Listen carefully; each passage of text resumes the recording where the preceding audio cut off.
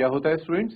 Special person, एक खास व्यक्ति होता है। इवन वो इतने स्पेशल होते हैं कि कई बार जो बच्चे होते हैं वो अपने पेरेंट्स की बात को भी क्या कर देते हैं, अनसुना कर देते हैं, पेरेंट्स की बात भी नहीं मानते।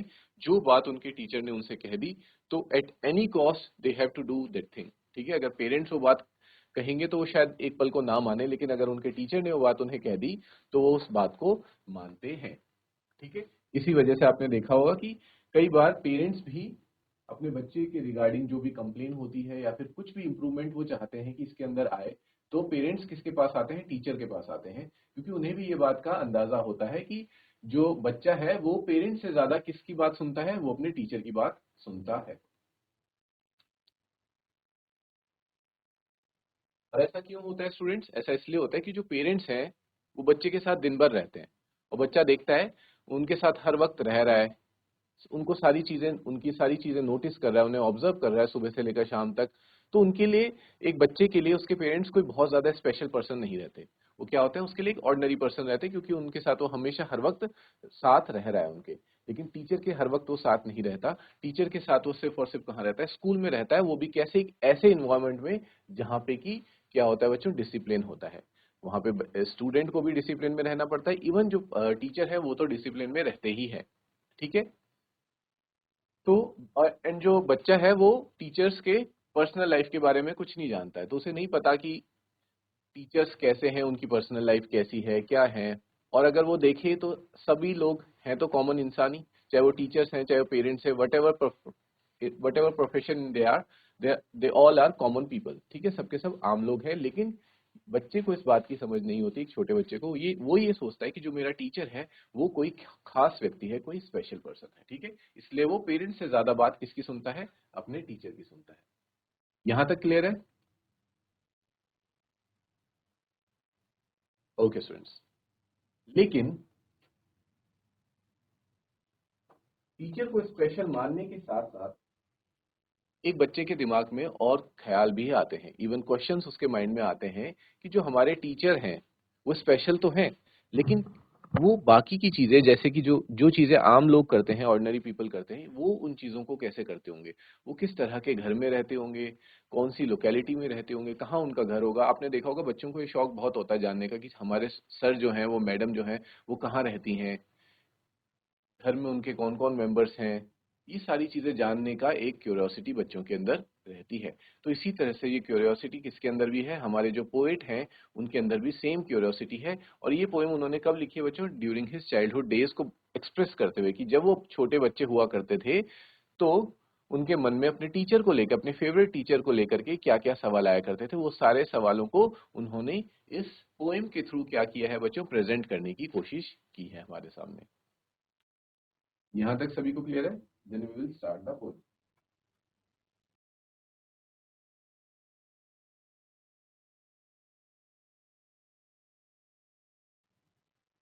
Let's start with the first stanza that says, where do all the teachers go? So the poet has started with this line कि सभी टीचर्स कहाँ चले जाते हैं। और ये तो सबसे बड़ा क्वेश्चन रहता ही है टीच बच्चों के मन में, खासकर छोटे बच्चों के मन में, क्योंकि जब बच्चे बड़े हो जाते हैं तो उन्हें पता चल जाता है कि हाँ ये टीचर यहाँ रहते हैं, ये टीचर यहाँ रहते हैं, तो उनके लिए वो कोई बहुत बड़ी बात नहीं रहती। लेकिन छोटे बच्चों के लिए, जिनकी दुनिया बहुत ज्यादा सीमित है, वो अपने घर से स्कूल जाते हैं, स्कूल से घर आते हैं, तो उनके लिए ये जान पाना बहुत मुश्किल होता है कि जो हमारे टीचर्स हैं, जो स्कूल में हमारे सामने एक तरह से हमारे लिए क्या बन के रहते हैं? बहुत ही ज्यादा बेस्ट पर्सन, या फिर हम कह सकते हैं स्पेशल पर्सन बन के रहते हैं, तो वो स्कूल खत्म होने के बाद कहाँ चले जाते होंगे और कैसे रहा करते होंगे? ये क्वेश्चन बहुत ज्यादा, बहुत ही ज्यादा कॉमन है सभी स्टूडेंट्स के मन में। ठीक है, तो उन्होंने स्टार्ट ही इसी लाइन से किया है कि where do all the teachers go, कि टीचर्स कहाँ चले जाते हैं जब स्कूल ओवर हो जाता है। Next line is, when it's 4 o'clock। 4 o'clock का मतलब है, आप समझ सकते हो बच्चों कि यानी कि उनका स्कूल का जो टाइमिंग है वो फिनिश होने के बाद वो 4 o'clock के अराउंड खत्म हो रहा है, तो उसके बाद सारे टीचर्स कहाँ चले जाते हैं? जो कि पहले तो स्कूल में सभी टीचर्स दिखते हैं, लेकिन उसके बाद वो लोग सब गायब हो जाते हैं। और जिस लोकेलिटी में हम लोग रहते हैं वहां पे हमारे टीचर्स देखने को भी नहीं मिलते, क्योंकि एज हैव ऑलरेडी टोल्ड कि जो छोटे बच्चे हैं उनका घर से बाहर जाना उतना वो नहीं होता कि उनको जो अपने टीचर्स हैं वो दिख जाए। और कभी दिख भी जाते हैं बच्चों को, अगर अपने टीचर्स कहीं पे मार्केट में दिख जाते हैं या कहीं बाहर किसी भी जगह पे, at any public place, if you meet our teachers we get very excited. हम अपने टीचर्स को देख के बहुत खुश हो जाते हैं। जैसे स्टूडेंट, एक बार मैं अपना खुद का पर्सनल एग्जांपल देता हूँ। जब मैं बहुत छोटा था तो एक रेस्टोरेंट में हम लोग खाना खाने गए थे और वहीं पे मैंने अपने स्कूल की एक एसएसटी की टीचर को देख लिया जो डिनर कर रही थी। तो मैं उन्हें देख के बहुत ज्यादा खुश हो गया, बहुत ज्यादा एक्साइटेड हो गया। तो जबकि ये कोई बहुत बड़ी बात नहीं थी, लेकिन फिर भी एक छोटे बच्चे के लिए ये बहुत बड़ी बात होती कि वो अपने टीचर से स्कूल के बाहर मिले। स्कूल में तो रोज हम टीचर से मिलते हैं, लेकिन जब हम स्कूल के बाहर अपने टीचर से मिलते हैं तो हमें बहुत ज्यादा खुशी और एक्साइटमेंट महसूस होती है। Is this clear? Do they live in houses? देखो बच्चों के मन में क्या क्या सवाल आते हैं कि क्या वो घर में रहते होंगे, जबकि ऑब्वियस सी बात है तो कि हर इंसान घरों में ही रहता है। लेकिन फिर भी बच्चों के दिमाग में एक ख्याल आते हैं कि क्या हमारे टीचर्स भी घर हम हमारे जैसे घरों में रहा करते होंगे। And do they wash their socks? और देखो क्योंकि एक छोटा बच्चा है तो वो उसके सवाल भी क्या होंगे, एक छोटे बच्चे जैसे ही होंगे। सिली क्वेश्चंस वो पूछ रहा है कि क्या जैसे हम अपने सॉक्स को वॉश करते हैं क्या वो भी अपने सॉक्स धुलते होंगे। ठीक है, इस तरह से सिली सिली क्वेश्चंस पोएट के दिमाग में आ रहे हैं कि हमारे टीचर्स कहाँ चले जाते हैं स्कूल ओवर होने के बाद, वो कौन से किस तरह के घरों में रहते हैं, और क्या वो भी हमारी तरह सॉक्स धुलते हैं या नहीं धुलते। ठीक है स्टूडेंट्स, और हम साथ में इसके क्या करते हुए चलेंगे बच्चों, हर स्टेंजा का हम राइम स्कीम देखते हुए भी साथ साथ चलेंगे। राइमिंग स्कीम मैंने आपको पहले भी बता रखा है स्टूडेंट्स, क्या होता है, जो आपकी सेंटेंस का लास्ट वर्ड होता है हम उसे चेक करते हैं, और क्या वो नेक्स्ट सेंटेंस के लास्ट वर्ड के साथ मैच कर रहा है या नहीं कर रहा, उसके अकॉर्डिंग हम अपनी राइम स्कीम बताते हैं। या फिर जो पोएट ने जो राइम स्कीम सेट करी हुई है उसको क्या करते हैं, जानने की कोशिश करते हैं। तो लास्ट वर्ड देखो बच्चों क्या है इस स्टेंजा का, गो। नेक्स्ट का क्या है, क्लॉक। तो क्या गो और क्लॉक में कोई भी सिमिलैरिटी है, क्या ये एक तरह से राइम कर रहे हैं? बिल्कुल भी राइम नहीं कर रहे। तो गो को हम दे देंगे, कह देंगे ए, और क्लॉक इससे राइम नहीं कर रहा तो हम इसे कह देंगे बी। अगर इन केस ये राइम कर रहा होता तो स्टूडेंट्स हम इसे भी ए कर देते, बट ये राइम नहीं कर रहे, they both are very different, that's why we have written this as A and this as B. Next word is houses. तो हाउसेज भी किसी से मैच नहीं कर रहा है, ना तो गो से ना क्लॉक से, तो we will write it as C. But then last word को ध्यान से देखो, socks. Socks and clock, clock sock, clock sock, same same rhyme कर रहे हैं। तो क्लॉक के आगे हमने क्या लिखा था स्टूडेंट्स, बी। तो सॉक्स के आगे भी क्या लिखेंगे हम, बी। तो as you can see the rhyming scheme of this stanza is A B C B. A B C B is the rhyming scheme. इसको नोट कर लीजिए स्टूडेंट्स, और जितना मैंने स्टेंजा में आपको एक्सप्लेन किया वो भी आप साथ साथ नोट करते हुए चलिए, ताकि उसको आप अपनी हिंदी में या फिर किसी भी लैंग्वेज में जिसमें आप कंफर्टेबल हो, आपको समझ आता हो, वो नोट कर ली, नोट बनाते हुए चलिए और इसकी राइमिंग स्कीम लिखते हुए चलिए। Then we will see the next stanza.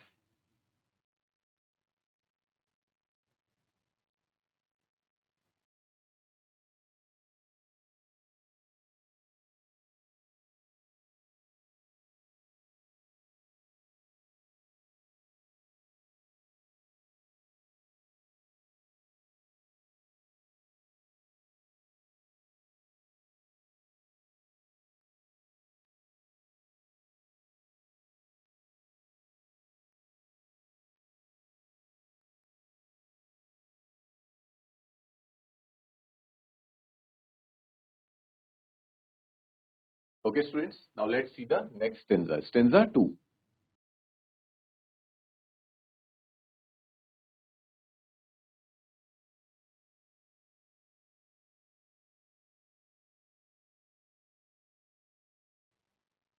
Let's read the first line, do they wear pajamas. ठीक है, तो देखो बच्चे का सवाल क्या आ रहा है कि क्या टीचर्स भी हैं वो भी पजामा पहनते हैं, पजामाज पहनते हैं घर पे। क्योंकि जैसे स्टूडेंट्स हैं वो अपने आसपास देखता है सब लोगों को कि हमारे पेरेंट्स हो गए हम घर में पजामा पहनते हैं, तो क्या टीचर्स भी घर में पजामा पहनते होंगे। और ये ख्याल बच्चों उसके मन में क्यों आ रहा है, वो इसलिए आ रहा है because he has always seen his teachers in formal dress. वो अपने टीचर्स को हमेशा किसमें देखते हैं, फॉर्मल ड्रेस में। आपको भी बच्चों, आप स्कूल जाते हैं, अपने टीचर्स को हमेशा किसमें देखा है, अपने फॉर्मल ड्रेस में ही देखा है। They are always wearing the formal dress. Like जैसे अगर फीमेल टीचर्स हैं तो वो साड़ी पहनेंगी, सूट पहनेंगी और मेल टीचर्स पहनेंगे शर्ट पैंट, और अगर कोई ओकेजन है तो फिर कोट भी पहनेंगे, कोट टाई एंड ऑल। ठीक है बच्चों।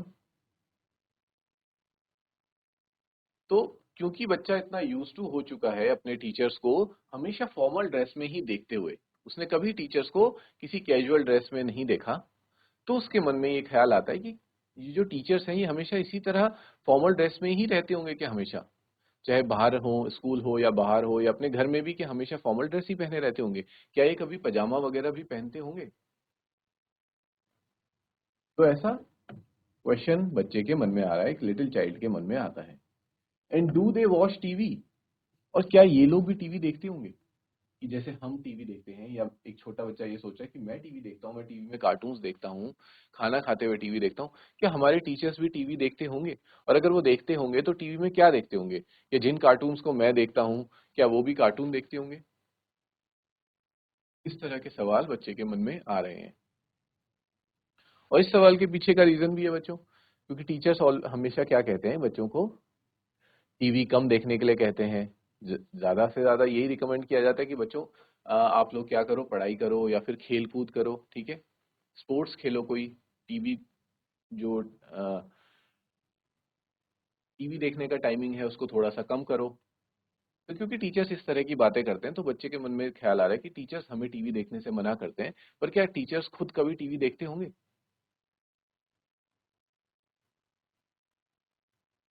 And the next question that arises in the child's mind is, and do they pick their nose? कि क्या वो भी अपनी नाक में उंगली डालते होंगे, जैसे छोटे बच्चे होते हैं उनकी आदत क्या होती है कि नाक में उंगली डालना, ठीक है, तो क्या टीचर्स भी ऐसी हरकत करते हैं, ये सवाल बच्चे के मन में आ रहा है। ठीक है, क्योंकि वो कंपेयर कर रहा है खुद को टीचर्स के साथ कि जैसा मैं हूं क्या मेरे टीचर्स भी वैसे ही हैं। ठीक है, do they pick their noses. Next is the same as you and me, वो ये भी कहता है कि जैसा कि तुम करते हो और मैं करता हूँ, तो तुम और मैं कौन है, जो पोएट है वो खुद कैसे अभी बता रहा है, एक चाइल्ड की तरह आपके सामने इन सारी सभी चीजों को क्या कर रहा है, प्रेजेंट कर रहा है, तो वो भी एक चाइल्ड है and you are also child, तो वो आपको भी एक्सपेक्ट कर रहा है कि जो बच्चे इस पोएम को पढ़ रहे होंगे, तो वो कहता है कि मेरे और तुम्हारी तरह क्या हमारे जो टीचर्स हैं वो भी अपनी नाक में उंगली डालते हैं, या फिर क्या वो भी टीवी वगैरह देखते हैं, टीवी देखने के लिए जिद करते हैं अपने पेरेंट्स से, या फिर वो घर में पजामा पहन के घूमते हैं। तो इस तरह के सवाल जो है वो पोएट पूछ रहा है, और खुद से ही पूछ रहा है, खुद से पूछ रहा है, और आप जो उसके रीडर्स हैं, आप लोग हैं, आप स्टूडेंट्स हैं, आपसे पूछ रहा है बच्चों। ठीक है, इसकी राइम स्कीम भी एक बार देख लेते हैं। लास्ट वर्ड फर्स्ट लाइन का है पजामाज, तो हम ए लिख देते हैं।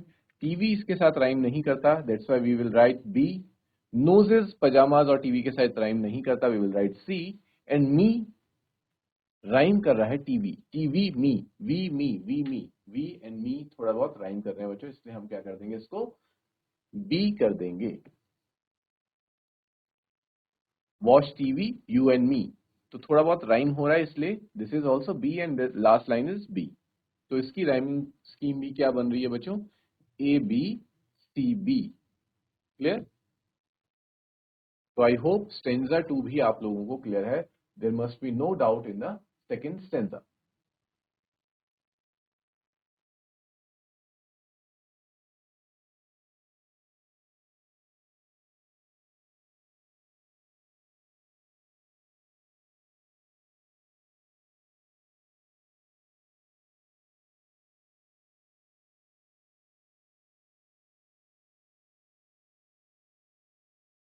Okay students, now let's see the third stanza.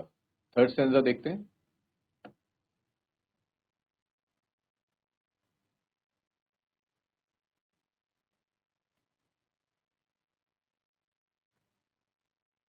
इसकी फर्स्ट लाइन क्या कह रही है, do they live with other people, क्या वो भी दूसरे लोगों के साथ रहते हैं। तो देखो ये भी एक सवाल बच्चे के मन में आता है कि जैसे मैं अपने पेरेंट्स के साथ रह रहा हूँ, या फिर अपने रिलेटिव्स के साथ रह रहा है कोई, या फिर अपने अंकल आंटी मौसा मौसी के साथ कोई रह रहा है, तो क्या जो हमारे टीचर्स हैं वो भी, उनकी भी कोई फैमिली होगी, या फिर वो अकेले रहते होंगे, तो ऐसा ख्याल भी बच्चे के दिमाग में आता है। Do they have mums and dads, क्या उनके भी मम्मी और डैडी होंगे।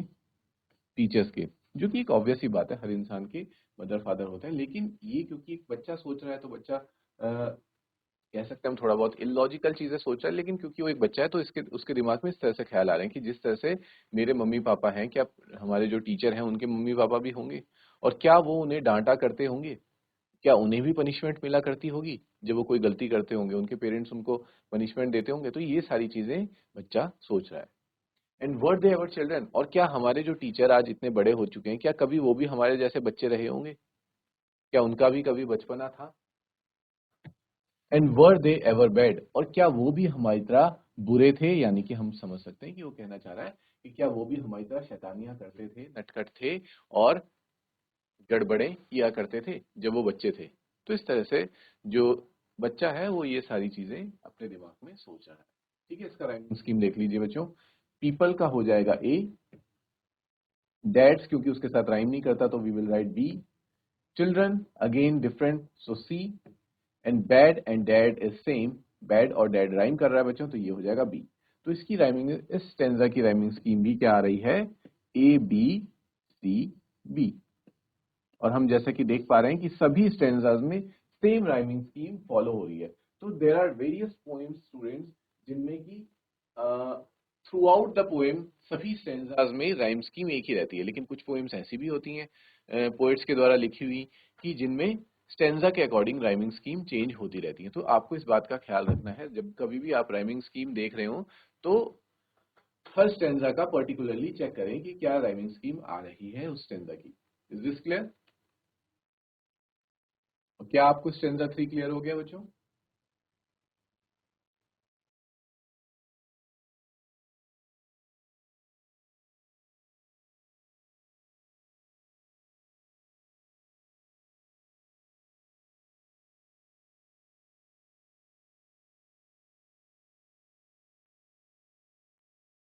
नेक्स्ट स्टेंजा देखते हैं स्टूडेंट्स, स्टेंजा 4।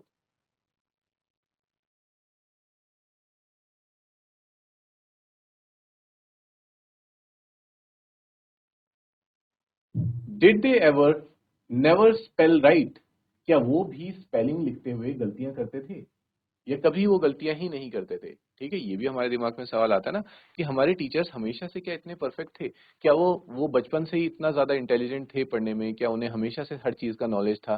क्योंकि आज जो हमें सिखा रहे हैं उनको देख के ऐसा लगता है कि उन्हें सब कुछ आता है। क्योंकि जैसा कि बच्चों as we have seen in starting, एक छोटे बच्चे के लिए उसके टीचर क्या होता है, बहुत ही स्पेशल होता है। तो ये मान के चलता है कि मेरे टीचर को सब कुछ आता है। तो ये भी सोचता है कि यार ये हमेशा से ही स्पेलिंग्स वगैरह सब कुछ ठीक किया करते थे, क्या ये कभी गलती नहीं करते थे। Did they ever make mistakes, क्या ये इनसे कभी कोई मिस्टेक होती नहीं थी। वर दे पनिश्ड इन द कॉर्नर, और क्या कभी स्कूल में इनको भी पनिशमेंट दी जाती थी और कॉर्नर में खड़ा करा जाता था या बिठाया जाता था। क्या ये भी नॉटी हुआ करते थे मेरी तरफ। ये कौन सोच रहा है, पोएट सोच रहा है। ठीक है, क्या इनको भी पनिशमेंट मिला करती थी। If they pinch the chocolate flakes, जब कभी ये चॉकलेट खाते हुए तो चॉकलेट के जो तिनके होते हैं उनको इधर उधर गिरा देते थे या अपने हाथों में अपने चेहरे पे लगा देते थे, तो क्या इनको भी पनिशमेंट मिला करती थी। क्या ये भी इस तरह से जैसे मैं चॉकलेट खाता हूँ और इधर उधर गिरा देता हूँ और अपने पूरे मुंह पे लगा देता हूँ, पूरा मुंह गंदा कर देता हूँ, तो क्या ये भी इसी तरह से चॉकलेट खाते थे, और क्या इनको पनिशमेंट मिलती थी फिर ऐसा करने पे। तो ये सारी चीजें पोएट पूछ रहे हैं। I hope this stanza is also clear. इसकी राइमिंग स्कीम देखो बच्चों, right A, mistakes B, corner C, and flakes और मिस्टेक्स सेम राइम कर रहे हैं तो ये हो जाएगा बी। तो the rhyme scheme would be A B C B. Same rhyme scheme चलती आ रही है सभी स्टैंडर्ड में।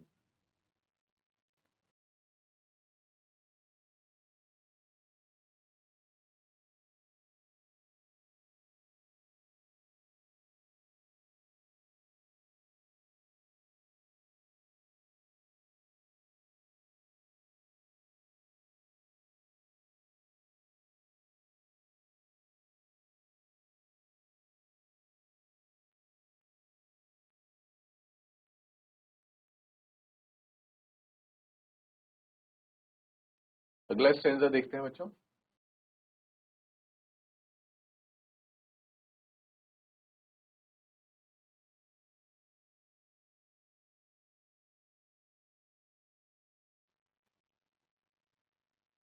Did they ever lose their him books, क्या वो अपनी हिम बुक्स को कभी खो देते थे?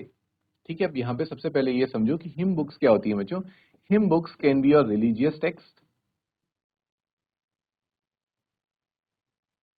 रिलीजियस किताबें, धार्मिक किताबें बच्चों, जिसमें क्या होती हैं, प्रार्थनाएं होती हैं, प्रेयर्स होती हैं, जिनमें जिनमें क्या होती हैं, प्रेयर्स होती हैं। या फिर आप साथ ही साथ ये भी कह सकते हो वो बुक्स जिनमें क्या होती हैं, पोएम्स होती हैं, कविताएं होती हैं। तो जैसा कि स्टूडेंट्स, बच्चों की आदत होती है कि वो क्या कर देते हैं, अपनी नोटबुक या कभी अपनी पेंसिल, शार्पनर, इरेजर, कभी बुक्स, नोटबुक अपनी स्कूल में खो देते हैं। बहुत बार होता रहता है, बच्चे उतने ज्यादा रिस्पॉन्सिबल नहीं होते, थोड़े बहुत केयरलेस होते हैं, छोटे बच्चे से आप रिस्पॉन्सिबिलिटी एक्सपेक्ट भी नहीं कर सकते इतनी ज्यादा। तो वो क्या होता है, कई बार खो देता है अपनी किताबें, कई बार दूसरे बच्चे गलती से बाय मिस्टेक उसकी बुक्स ले जाते हैं, तो उन्हें इतना इन चीजों का ज्यादा ध्यान नहीं रहता। ठीक है, और इस वजह से उन्हें कई बार घर पे पनिशमेंट वगैरह भी मिलती हैं कि तुमने अपनी ये खो दी, कल ये खो के ले आया, आज ये खो के ले आए। तो ऐसा चीजें चलती रहती हैं बच्चों के साथ। तो सेम क्वेश्चन पूछ रहा है कि जो ये टीचर्स हैं, क्या ये भी अपनी जो हिम बुक्स होती थी, या प्रेयर्स वाली बुक्स हुआ करती थी, पोइम वाली बुक्स होती थी, क्या इनको खो देते थे? भी मोस्टली कई बार बच्चे इस वजह से भी खो देते हैं, क्योंकि जब उनको लर्न करने के लिए दिया जाता है तो बच्चे क्या बहाना बनाते हैं कि सर मेरी बुक खो गई है, टीचर से कहते हैं कि हमारी बुक खो चुकी है, so that's why I was not able to learn the poem और प्रेयर। तो मुझे प्रेयर और पोएम इस वजह से लर्न नहीं है। तो ये बच्चों के कॉमन क्या रहते हैं, एक्सक्यूजेज रहते हैं। तो क्या टीचर्स भी इस तरह से एक्सक्यूजेज बनाया करते होंगे? क्या सच में उनकी बुक्स भी खो जाया करती थी? नेक्स्ट लाइन है students, did they ever leave their greens, did they ever leave their greens, क्या वो अपनी ग्रीन्स, ग्रीन्स का मतलब यहाँ पे है ग्रीन वेजिटेबल से, ठीक है, हरी सब्जियों से। एंड आई नो कि जितने भी बच्चे हैं यहाँ पे, उनको हरी सब्जियां खाना अच्छा नहीं लगता। ठीक है, छोटे बच्चों को हरी सब्जियां अच्छी नहीं लगती हैं, खासकर आजकल के बच्चों को जिन्हें फास्ट फूड वगैरह ये चीजें ज्यादा अच्छी लगती हैं, उन्हें हरी सब्जियां पसंद नहीं है। और बहुत से बच्चे ऐसे होते थे जो अपनी क्या करते थे, स्कूल में जो उन्हें टिफिन मिलता है, लंच मिलता है, उसको क्या करते थे, उसमें जो जो चीजें उनको अच्छी लगती थी वो खा लेते थे, और जो हरी सब्जियां हैं उनको साइड कर देते थे, उनको छोड़ देते थे और घर वापस ले आते थे। ठीक है, बहुत से बच्चे ऐसा करते हैं। और पोएट जो है वो भी ऐसी किया करता था। इसलिए वो ये पूछ रहा है कि क्या जो टीचर्स हैं वो भी अपनी ग्रीन वेजिटेबल्स ऐसे ही छोड़ देते हैं? Did they scribble on the desktops, क्या वो डेस्कटॉप्स को खराब करते हैं? डेस्कटॉप का मतलब बच्चों, जिस डेस्क पे बच्चे बैठे रहते हैं। ठीक है, ये बच्चों की बहुत कॉमन हैबिट है, वो क्या करते हैं वहां पे कुछ ना कुछ, या तो कभी ड्राइंग करेंगे, either they will draw something और they will write something on it, या फिर उस पर कुछ ना कुछ फालतू की चीजें लिख देंगे, कभी अपना नाम, या फिर कभी क्या, या कोई जोक लिख देंगे, कुछ ना कुछ उट पटांग चीजें वो डेस्क के टॉप पे लिखेंगे। ठीक है, तो इस तरह से बच्चे ही करते हैं। तो वो पूछ रहे हैं कि क्या टीचर्स जो हैं वो भी इस तरह की चीजें करते हैं, वो भी अपने डेस्कटॉप को खराब करते हैं? Do they wear old dirty jeans, क्या वो भी पुरानी गंदी हो रखी जीन्सें पहनते हैं?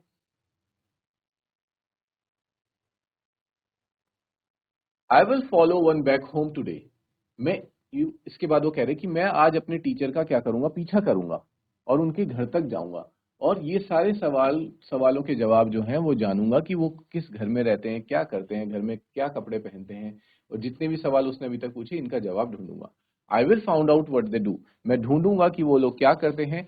Then I will put it in a poem, फिर मैं एक पोएम लिखूंगा, एक कविता लिखूंगा, जिसमें मैं सारी चीजें बताऊंगा कि टीचर्स क्या क्या करते हैं, that they can read to you, और वो पोएम आप ही के टीचर्स आपको रीड करके सुनाएंगे। और इसी के साथ बच्चों जो हमारी पोएम है वो यहाँ पे फिनिश हो जाती है। इसके पोएट कौन थे बच्चों? पीटर डिक्सन इसके पोएट थे।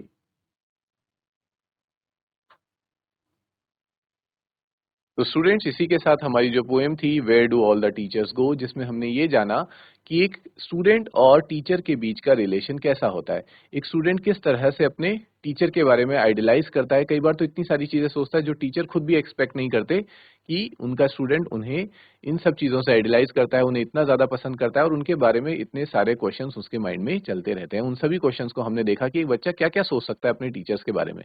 ठीक है, तो इसी के साथ बच्चों हमारी आज ये पोएम, बहुत ही अच्छी पोएम जो थी, वो फिनिश हो जाती है। अगली क्लास में बच्चों हम इसके क्वेश्चन आंसर्स को डिस्कस करेंगे।